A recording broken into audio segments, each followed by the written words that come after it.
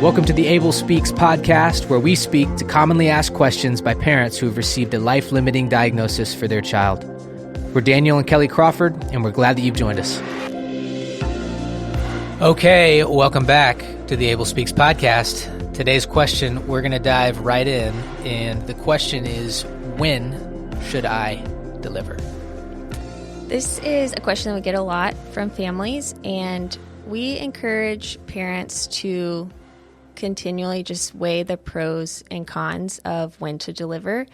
It's a challenging choice of, and just a balancing act, I would say. And as parents, we want our child to be as developed as possible and as strong as they can possibly be, because that gives them the best shot outside of the womb.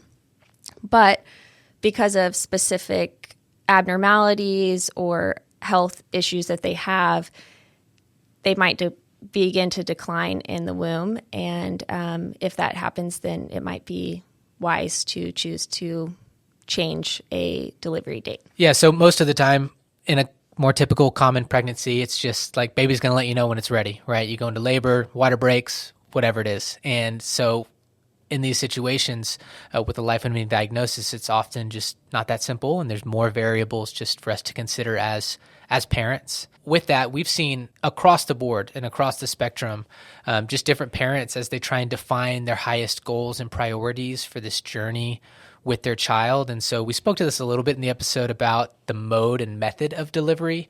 And so the same principle applies really to timing. And I would say that if you are a family, and not all families are this way, but if you're a family that, hey, as we try and trust the Lord day by day, one step at a time, if there is something that we can do to increase or optimize the likelihood that we get some time with our little boy or our little girl outside of the womb while they're still alive, then we want to place a high value and a high priority on that consideration. And so with that, moving into the kind of the practical side of the types of things, if that maybe describes you, the types of things you might consider and keep an eye out for, would you want to speak to that a little bit more?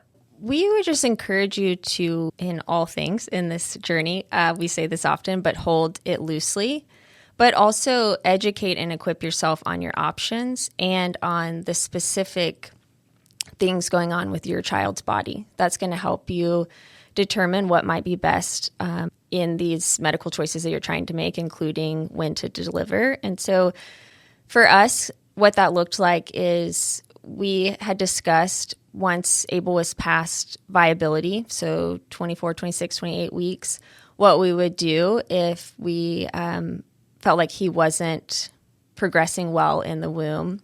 And those were specific to his condition and his abnormalities. So if his heart condition declined, then we knew that we would choose to deliver him early. And if my fluid levels continued to increase, we knew that that might mean that he needed to be delivered early.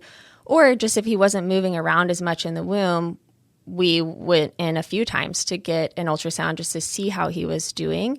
And it ended up all being fine. And we actually ended up delivering him at 39 weeks, so we were full term.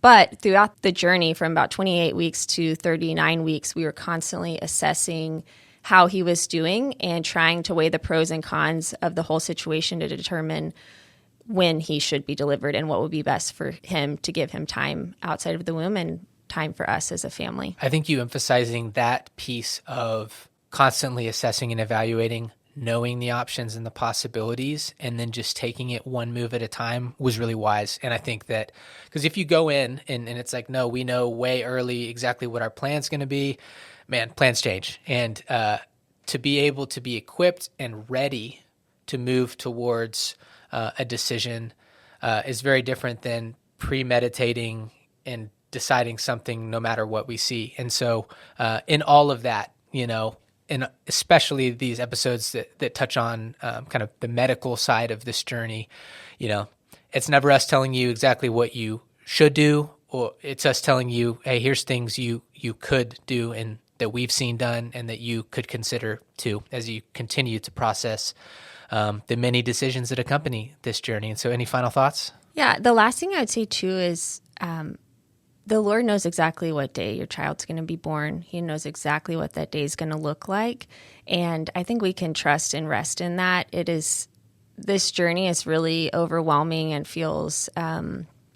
it just feels really hard to make these decisions for our children, because we know that literally feels like life and death choices. And just that if we feel like, if we make the wrong one, we might not get time with them outside of the womb. And so just to encourage you that God knows exactly what that day is going to look like. And every family that we've walked with, they have said, just that their child's birthday has been a great day and one that they look back on with sweet and fond memories. And so that can be true of every family that has the proper support and equipping. And so that's kind of what we hope to do and exist to do as a ministry, and are constantly praying for our families, just that that would be true of their child's birthday, and it always is. So, well, that wraps up this episode of the Able Speaks podcast. We appreciate you tuning in, and we will see you next time.